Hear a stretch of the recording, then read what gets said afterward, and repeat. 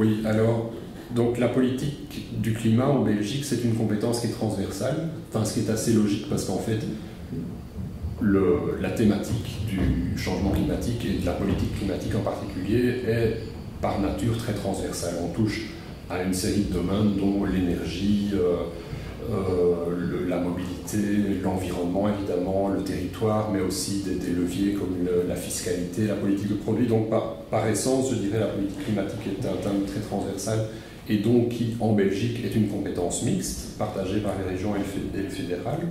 C'est organisé en fait via des accords de coopération, et notamment il y a un accord de coopération qui date de 1995 qui définit les règles, on va dire, pour l'établissement des positions belges pour la politique européenne et internationale de l'environnement. Alors ça se passe à différents niveaux, ça se passe de nouveau à un niveau de base qui est le niveau technique avec les experts des administrations qui élaborent les positions, et puis ces positions sont ensuite formellement adoptées à un niveau supérieur au CCPIE ou dans des organes spécialisés au niveau du ministère des Affaires étrangères. Et est-ce que généralement cette interconnexion entre différents niveaux de pouvoir pour la compétence climat est plutôt une force ou une faiblesse? Il y a un peu des deux. En tout cas, il y a une force certainement, c'est que ça met à disposition de la Belgique un pool d'experts et un know-how, un savoir-faire dans le domaine du climat qui est assez important parce qu'on cumule, en fait, on additionne les expertises qui sont disponibles au niveau des trois régions, au niveau du fédéral. Et d'une diversité de vues aussi, puisqu'évidemment, ces trois régions et le fédéral n'ont pas nécessairement les mêmes vues. Et donc, on peut dire que les positions belges qui émanent de ces arrangements sont des positions déjà assez élaborées, dans le sens où elles ont été elles-mêmes négociées en interne à la Belgique avant d'être portées au niveau européen ou international. Donc ça, c'est plutôt une force. Alors, il y a aussi une faiblesse, qui est la lourdeur que ça implique, parce que ça veut dire que pour définir une position belge, eh bien, il faut passer par tous ces canaux qui ont été prévus.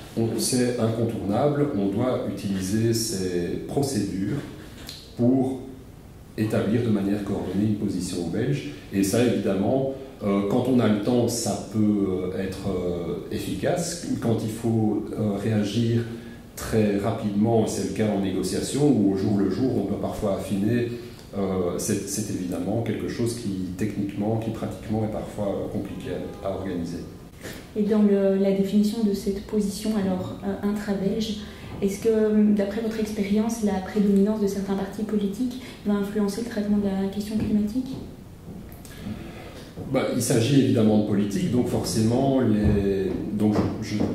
j'expliquais que les positions sont élaborées d'abord par des techniciens des administrations, mais ensuite évidemment validées par les cabinets, les membres des cabinets qui représentent le gouvernement, donc les majorités en place, et donc les partis ont évidemment une influence sur ces positions belges.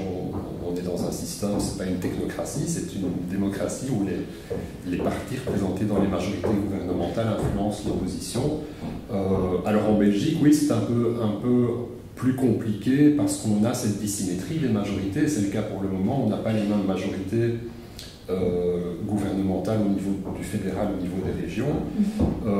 Ça complique, ça force à faire des compromis, et ça participe justement à cette richesse que j'évoquais des positions belges, c'est qu'on est obligé de créer du consensus là où il n'est pas forcément facile à atteindre. On voit qu'il y a des difficultés à trouver des accords internes par rapport aux répartitions des efforts climat.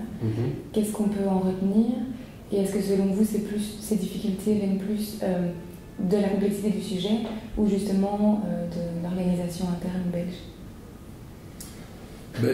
Je crois qu'il y a un peu des deux qui jouent. C'est vrai que c'est complexe parce que dans cette fameuse discussion sur la répartition interne des efforts du paquet climat-énergie européen, en fait, il ne s'agit pas de se répartir un effort ou deux, mais on parle là des efforts en termes de réduction d'émissions, de l'efficacité énergétique, des énergies renouvelables, des revenus du système de mise aux enchères de quotas d'émissions, du financement climatique international. Donc c'est une négociation en paquet. Et donc ça, c'est un des éléments objectifs qui explique la complexité de cette négociation. on doit trouver un deal qui porte sur les différents éléments de ce paquet. En Belgique, du fait de cette mixité de la compétence en matière de politique climatique, on est effectivement obligé à 4 autorités de faire cette répartition. Alors, ceci ne justifie pas que cette négociation ait dû durer 6 ans. Bon, il faut aussi mettre ça en perspective par le fait que pendant ces 6 années, il y a eu au niveau fédéral 3 législatures successives, une crise gouvernementale qui a duré 500 jours. Donc c'est vrai qu'il y a eu beaucoup d'éléments extérieurs qui ont fait que les négociations ont été stoppées net à certains moments, ont dû reprendre ensuite. Et on en est là, malheureusement, à quelques jours de la COP 21, sans toujours avoir d'accord au niveau belge, malheureusement.